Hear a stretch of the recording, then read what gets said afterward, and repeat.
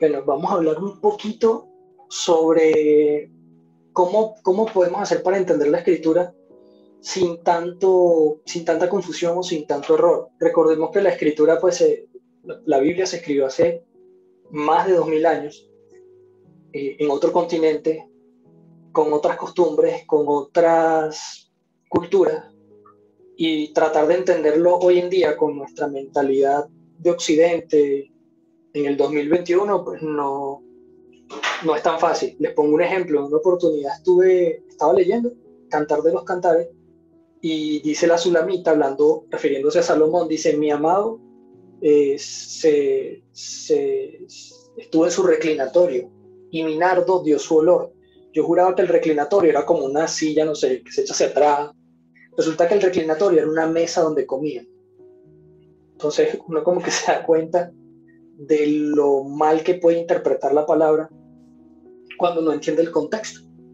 Y esto pasa mucho con los libros del Nuevo Testamento. Como introducción, pues, miren, vamos a hacer eso. Vamos a ver más o menos cómo llegamos un poquito a la época de Jesús, su nombre original o el verdadero, sin traducción, sin transliteración, porque los nombres propios no se traducen, es Yahshua. Entonces, le voy a estar diciendo Yahshua constantemente. Entenderlo a él en su contexto nos hace entender mucho mejor la escritura, muchísimo mejor. Por acá tengo Juan 3:17 que dice: no envió Dios, o Elohim, también voy a estar diciendo su nombre original en hebreo, Yahweh, a su Hijo al mundo para condenar al mundo, sino para que el mundo sea salvo por él. Es como tener muy en cuenta eso. Simplemente él no quiere, dice él, que él no quiere que nadie se pierda, sino que todos procedamos al arrepentimiento. Es parte justamente de su amor. Y vamos a hablar un poquito acerca de la Torá. ¿Qué es la Torá? La Torá es la instrucción de Dios, ¿sí? La, la palabra Torá viene de la raíz hebrea yará, que significa tirar una flecha y dar en el blanco.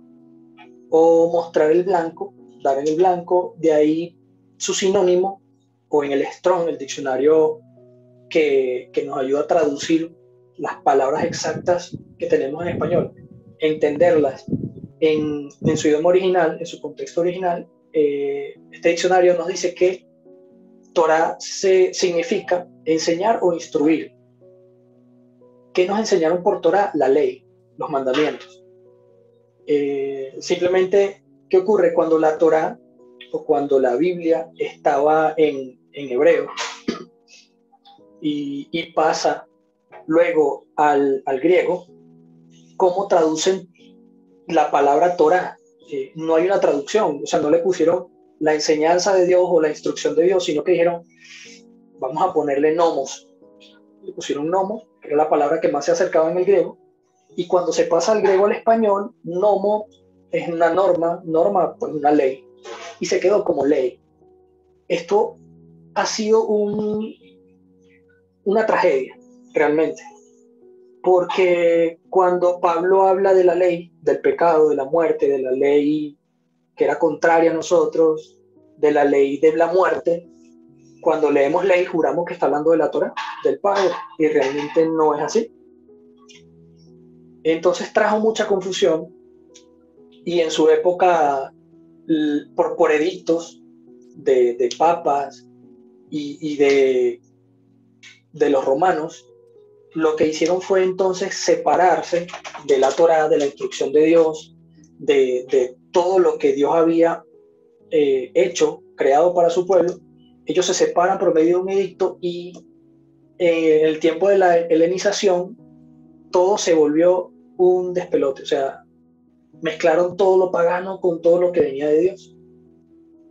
Y es justamente la intención de estos estudios, es quitar toda la levadura, es quitar todo lo que le agregó al hombre a la palabra de Dios, y simplemente concentrarnos en entender lo que realmente Dios dijo. ¿Qué es el pecado? Pues, prácticamente la palabra pecado significa errar en el blanco. o no alcanzar la norma. Fíjense que ya incluso la misma traducción dice norma. Sería no alcanzar la instrucción, o sea, no dejarse instruir, no dejarse enseñar. ¿Qué es la ley oral? Estos 3 puntos son súper importantes.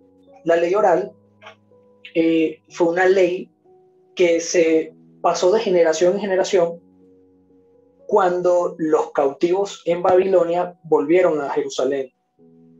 No sé si recuerdan, pero hablamos también la semana pasada de las tribus del norte y las tribus del sur. ¿Sí? Las tribus de Israel son 12. Habían 2 al sur y 10 al norte. Estas 10 al norte comenzaron a pecar y Dios dijo, si siguen pecando, los sacaré de la tierra que les prometí. Los voy a poner como esclavos en otras naciones. Y la gente no le prestó atención a Dios. Finalmente, después de Dios tanto insistir y perdonar y perdonar y perdonar, Dios viene y dice, bueno, van a venir los asirios y se los van a llevar cautivos. Y así pasó, se fueron cautivos. Luego, Judá, las tribus del sur, las 2 tribus del sur, viendo que los asirios se habían llevado a las del norte, no corrigieron sus caminos. Siguieron haciendo lo malo delante de los ojos de Yahweh. ¿Y qué pasó? Vinieron los babilonios y se los llevaron ellos también. Todo eso estuvo profetizado 400 años antes por Jeremías, por Ezequiel, por Oseas. Dios, se los van a llevar cautivos. Y ellos no prestaron atención. ¿Qué ocurre? Cuando las 2 tribus del sur vuelven de Babilonia en tiempos de Daniel, que sabemos que los cautivos regresaron, tiempos de Nehemías, ellos comienzan a reconstruir los muros de la ciudad, comienzan a reconstruir Jerusalén, el templo, vamos a adorar a Dios nuevamente. ¿Qué hicieron? Ellos dijeron, mira, para que no volvamos a tener este problema, las leyes que Dios nos dio, vamos a encerrarlas dentro de otras leyes más, vamos a ponerle un cerco protector a la ley de Dios. Y comenzaron a añadir leyes de hombres, ¿sí? Entre ellas la ley oral. Junto con la Torá, o sea, la verdadera palabra de Dios, es el fundamento más importante para los judíos. La mayor parte del cuerpo del Talmud resulta ser una ampliación de la Mishnah, la ley oral, mediante el compendio de las discusiones rabínicas sobre leyes judías, costumbres e historia. ¿Qué pasa? El judío era mucho de debates, ¿sí? ¿Qué opinas tú de esto? ¿Qué opinas tú de esto? Entonces van, por medio de la dialéctica, ellos piensan llegar al conocimiento. Entonces, ¿qué ocurre? Todas estas conclusiones que ellos sacaban, que creían que era una cosa muy sabia, las fueron transmitiendo de generación en generación, pero hubo un problema. La ley oral la pusieron por encima de la ley de Dios. Fíjense que acá dice, en el Talmud de Babilonia, dice, si hay 1000 profetas y todos ellos de la talla de Elías y Eliseo, o sea, 2 profetas que estaban todo el tiempo en la presencia de Dios y hablaban la palabra de Dios, dando una cierta interpretación y 1001 rabinos, no conforme a los 1000 profetas, Dios no nos permite aprender de los profetas, solo de los rabinos, que son hombres de lógica y de razón. O sea, miren la locura. Están diciendo, hey, si tú estás hablando de parte de Dios, pero yo estoy hablando en contra, el Talmud a mí no me permite, ellos dicen Dios, pero es mentira. O sea, si Dios está hablando por medio de un profeta, está hablando. Entonces ellos creen que la lógica y la razón del hombre está por encima de la sabiduría de Dios. Y por consiguiente colocaron el Talmud, o la ley oral, por encima de las leyes de Dios. ¿Qué ocurre? Que cuando vemos a Jesús enfrentando a un fariseo, decimos, mira, Jesús, que trajo el nuevo pacto, está peleando con los fariseos que tienen la vieja, la ley, la Torá, esa Torá de los judíos. Jesús está en contra de la Torá, ¿no? Jesús está en contra de la ley oral de los judíos, pero no de la Torá, y se lo voy a comprobar por la palabra.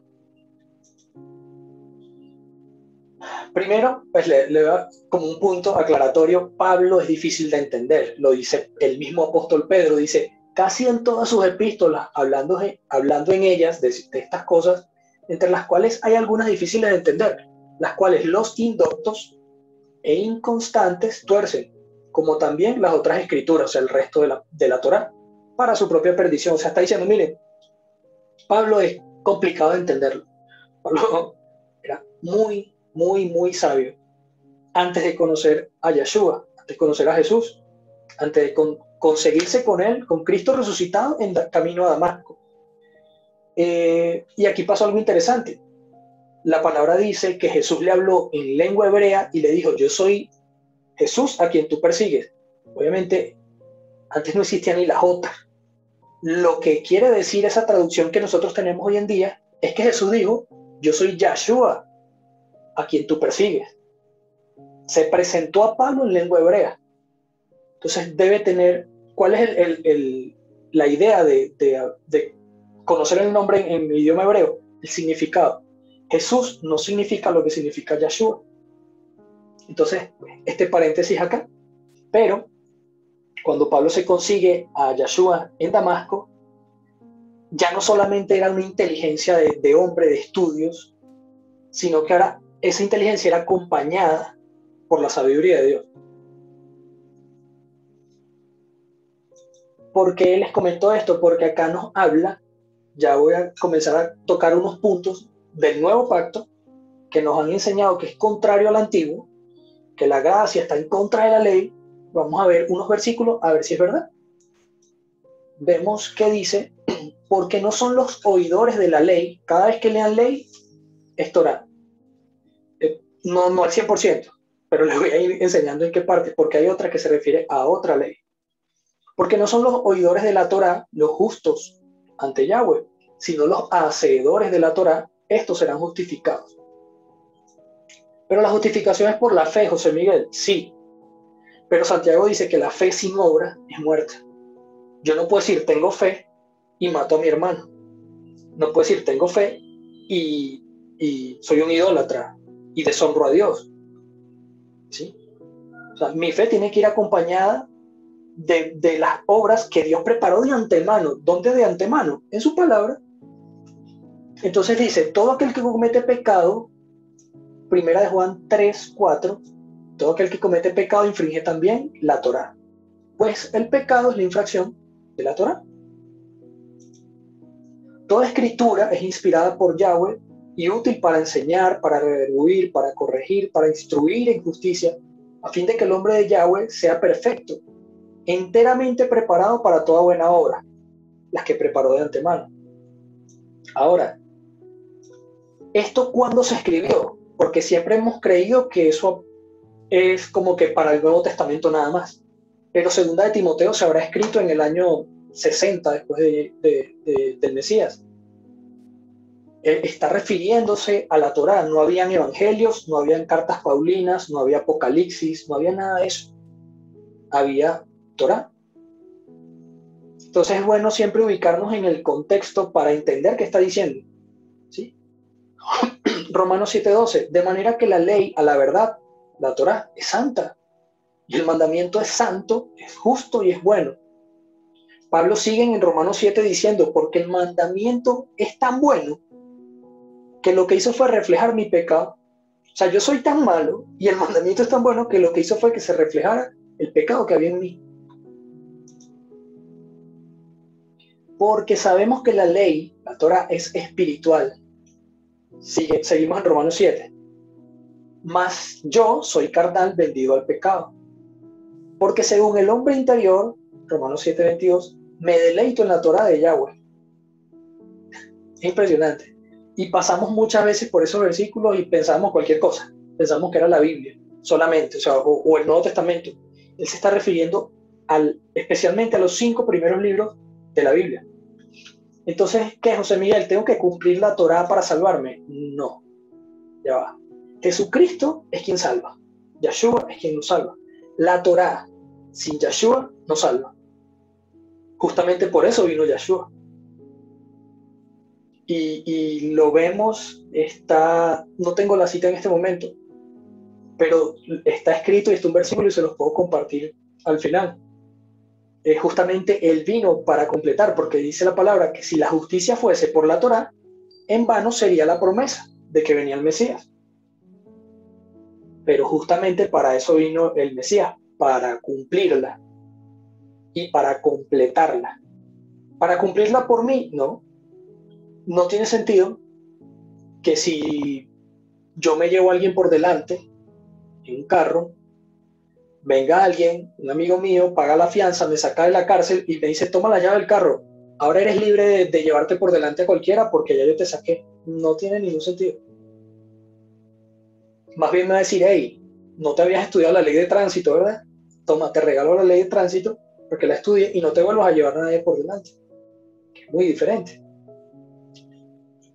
Entonces, la Torá sin Yeshua no hace nada, no salva, porque sería vivir por normas, ¿sí? Con mi propio esfuerzo. En cambio, la Torá con Yeshua se complementa.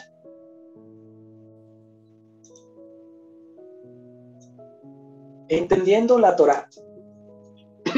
Este es un ejemplo que les dije hace rato. Les voy a explicar por qué Yeshua, Jesús, nunca contradijo la ley o la Torá. Mateo 5:43. Las bienaventuranzas. Él dice, oíste que fue dicho, amarás a tu prójimo y aborrecerás a tu enemigo. Pero yo les digo, amen a sus enemigos y bendigan a los que los maldicen. Hagan bien a quienes los aborrecen y oren por los que los ultrajan y los persiguen. ¿Qué es lo que nosotros entendemos cuando leemos esto? Bueno, él le dice al pueblo de Israel, oíste que fue dicho. Bueno, lo tuvieron que haber oído en la sinagoga. Está hablando de, seguramente la ley dice que amarás a tu prójimo y aborrecerás a tu enemigo. Y Jesús está cambiando la ley, entonces está quitando ese mandamiento y está trayendo uno nuevo, lo que nos enseñaron. Asumimos que dice eso y suponemos que la ley es mala, ¿no? La ley es mala, por eso Cristo trajo la gracia y quitó la ley. En mi Biblia, la concordancia que me muestra Mateo 5:43, que está en el teléfono, por eso no se la muestro, me lleva a Levítico. Y yo dije, aquí está Levítico, voy a ver el versículo de la Torá que dice, ama a tu enemigo, ama a tu prójimo y aborrece a tu enemigo. Ahí debe estar ese mandamiento. Y me fui a Levítico. Y miren lo que dice en Levítico. No te vengarás ni guardarás rencor a los hijos de tu pueblo, sino que amarás a tu prójimo como a ti mismo. Yo, Yahweh. O sea, yo, Yahweh, lo digo. Entonces, ya va, pero Jesús no está contradiciendo el mandamiento de la Torá. La Torá, él está citando la Torá. O sea, ¿qué está pasando aquí? Ya va. Jesús no está contradiciendo la ley, sino los mandamientos de hombre, la ley oral, que los rabinos y los fariseos se habían inventado y que habían puesto por encima de la ley de Dios. Tanto así que él le dice, ustedes oyeron que le fue dicho. ¿Dónde lo oyeron? En la sinagoga. ¿Quién lo dijo? Un rabino, fariseo. ¿Y por qué ellos no le dijeron, rabino, eso está malo? Porque el pueblo no tenía Torá, el pueblo no sabía leer. Eran muy pocos los que sabían leer. Ellos no tenían una Biblia para decir, hey, eso está malo. ¿No? Ellos simplemente lo que el rabino decía era amén. ¿Y Jesús qué está haciendo? Ya que los rabinos pusieron toda su ley por encima de la Torá, él está rescatando la esencia de su ley, de su instrucción, y dice, hey, yo les voy a decir cómo se va a interpretar esto. Porque los hombres han interpretado a su manera, con su sabiduría humana. Yo que soy la Torá viviente, yo que soy la palabra viviente, el verbo, les voy a decir cómo se interpreta esto. Cosa que es muy diferente.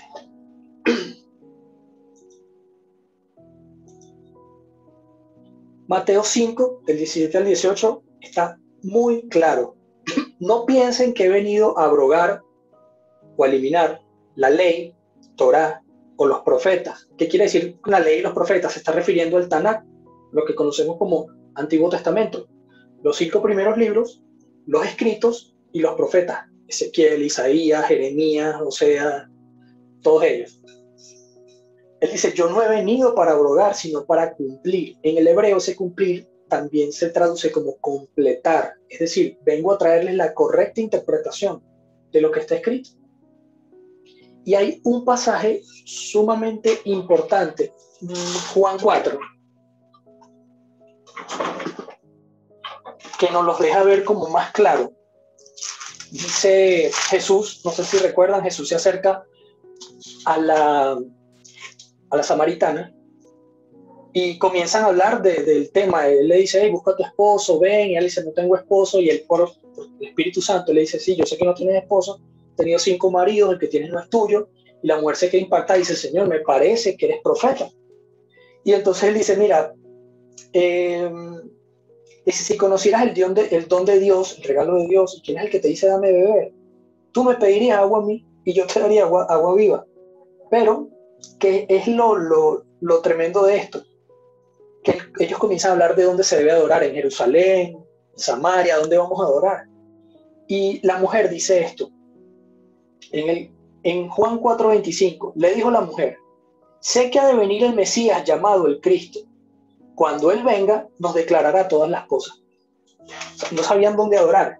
Y ella dice, cuando venga el Mesías, yo sé que Él nos va a aclarar todo lo que está escrito. O sea, Él nos va a decir lo que realmente debemos hacer. Porque había mucha división. Eso lo vamos a ver también. Estaban los rabinos, estaban los saduceos. Los rabinos eran los maestros de la ley. Los saduceos eran un pequeño grupo político aliado de Roma, pero eran judíos. Que como eran amigos de Roma, Roma los ponía como sacerdotes. Ya no eran los levitas, eran los saduceos. Estaban los celotes, que lo que hacían era pelear y matar romanos. Ellos creían que cuando matasen a todos sus enemigos, como está escrito, pero no así como ellos lo interpretaron, iba a venir el Mesías. Entonces ellos decían, tenemos que matar a todos para que venga el Mesías. Y era una gente que mataba a romanos todos los días. Entonces, los saduceos, los fariseos, los celotes, los esenios, los verdaderos levitas que huyeron cuando Roma los persiguió, se fueron del templo y se escondieron en el desierto.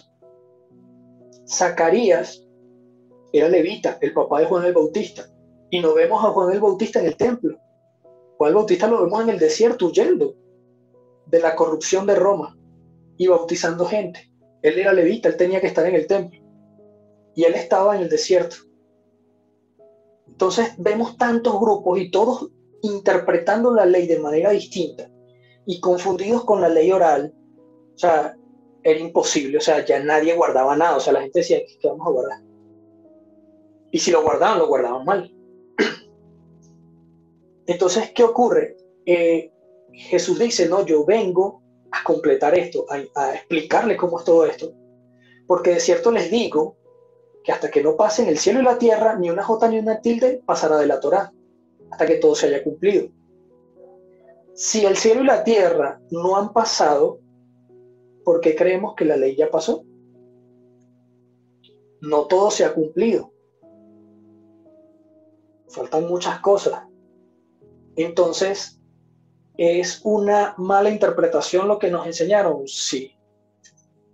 Tiene una explicación. No fue de repente que alguien lo hizo por mal, pero tiene una explicación. Heredamos doctrinas erradas del sincretismo con los griegos, con los romanos, con cuanto pagano quiso añadirle cosas a la palabra o escribir cosas con interpretación de hombre, con su mentalidad de que, bueno, yo adoro a Zeus así, vamos a escribir aquí esto, o yo lo entendí así.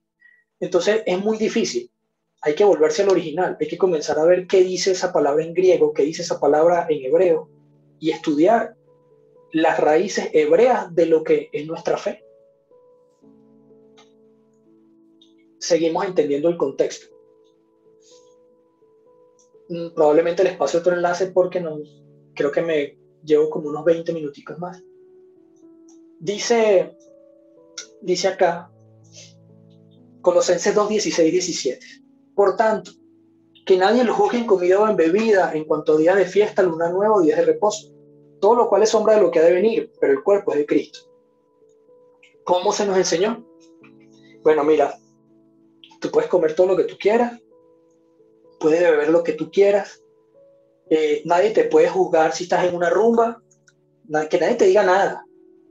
O sea, te puedes ir a un festival satánico si te da la gana, nadie te tiene que juzgar. ¿Sí? Porque esto es sombra de lo que ha de venir y ya Cristo vino. O sea, vas a vivir en las sombras cuando ya la luz vino. Eso es una sombra. Todavía vives en la sombra del Antiguo Testamento. Pero, si vamos al contexto, ya va. ¿Cuándo se escribió Colosenses? ¿Es del Nuevo Testamento? Lo escribió Pablo. Pablo creo que estuvo vivo hasta 60 y algo, 70 después del Mesías. Estoy dando mucho tiempo. ¿A qué se refiere Pablo con eso? Porque Pablo dice que es sombra de lo que ha de venir. Entonces, primero, no se está refiriendo a la primera venida, porque ya la había venido. Pablo en el año 60 está diciendo, esto es sombra de lo que ha de venir en el fin de los tiempos. Primero, no está refiriéndose a que ya eso pasó. Entonces, vamos a ver, ¿qué está enseñando Pablo? Vamos al contexto. ¿Sí? Los colosenses, a quienes se le dirige la carta, en ese tiempo no existía el cristianismo. Olvídense del cristianismo. En el sentido de que, ¿por qué no existía? Porque lo que habían eran judíos y alguno que otro extranjero creyentes en el Mesías de los judíos, de Israel. ¿Y qué hacían? Se hacían seguidores del Mesías. ¿Qué querían los judíos? Que se hicieran judíos por religión. Y ellos, los apóstoles, no, es que no tienes que hacer judío, no te tienes que hacer judío. Sí, tienes que hacerte judío. No, es que el judaísmo es una religión más, no necesito ser judío. Entonces, ¿qué pasa? Por lo menos hasta el siglo IV, cuando Roma comenzó a promulgar decretos en contra de los judíos, de la Torá y todo lo que Dios le estableció a su pueblo, hasta el siglo IV los creyentes guardaban la Torá. ¿Por qué? Porque hay escritos de Josefo, Flavio Josefo, un historiador judío, que explica que los judíos se reunían en Shabbat, que los judíos guardaban las fiestas del Eterno, no las fiestas judías. Dios dice, estas son mis fiestas perpetuamente. Él no está diciendo, estas son las fiestas de los judíos, los demás no la cumplan, no. Él dice, estas son mis fiestas y los que quieran ser de mi pueblo, cumplen mi fiesta. Porque no es una obligación, no es una imposición. Es que en mi fiesta yo quiero que ustedes disfruten y vivan proféticamente lo que va a venir a ocurrir nuevamente. Jesucristo vino para la fiesta de los tabernáculos. Murió en Pascua. Envió el Espíritu Santo en Pentecostés. Todavía nos falta que se cumpla proféticamente la fiesta de las trompetas. Y me quedan como 3 más. Entonces, ¿ya pasó? Según la Escritura, no. ¿Qué ocurre? Dice 1 Juan, todo aquel que comete pecado infringe la ley. O el pecado es infracción de la ley. Entonces, ¿qué le dice Pablo a estas personas? Es decir, a las personas que te dicen, hey, no... que nadie te juzgue en comida, en bebida, en luna nueva, día de reposo. ¿Qué nos está diciendo? Si agarrásemos esa palabra hoy para nosotros, ¿qué me está diciendo Pablo? Pablo me dice, mira, José Miguel, que ni tus amigos, ni tus familiares te estén juzgando por comida ni por bebida. Es decir, la alimentación que Dios explica en Levítico, que ya no beben sangre, puesto que en la Biblia y la Torá está escrito. En el mismo, lo que conocemos como Nuevo Testamento, los apóstoles dijeron, hey, van a venir los gentiles a seguir al Mesías, sí, bueno, que no tomen sangre de ahogado. Está escrito. ¿Sí? Que nadie te juzgue, José Miguel, en días de fiesta. ¿Cuáles son los días de fiesta que está hablando Pablo? Se supone que está hablando de las fiestas de Dios. Pesaj, Pentecostés, Tabernáculo. O sea, ahora que conoces del Mesías, que antes eras olivo silvestre y te estoy injertando en el olivo original, y vas a comenzar, como mi Espíritu Santo ya está en ti, vas a comenzar a mirar mis estatutos, a observar mis mandamientos y a ponerlos por obra, que nadie te juzgue. Dice también que nadie lo juzgue en días de fiesta ni en luna nueva. ¿Qué es luna nueva? Se está refiriendo al calendario hebreo, que es un calendario lunar. Para los hebreos el día no comienza a las 12 de la noche, comienza a las 6 de la tarde y termina a las 6 de la tarde del siguiente día, porque el calendario es diferente al calendario greco-romano que tenemos nosotros. Ni en días de reposo, como el Shabbat. Entonces, ahora, leemos el versículo de Colosenses y ahora lo interpretamos correctamente. Miren, hermanos de Colosas, el Mesías entregó su vida por ustedes. Que nadie lo juzgue en comida, en bebida, en los días de fiesta que ustedes están comenzando a guardar, en las lunas nuevas, en los días de reposo. Todo lo cual es sombra de lo que ha de venir por segunda vez. No se está refiriendo a la primera.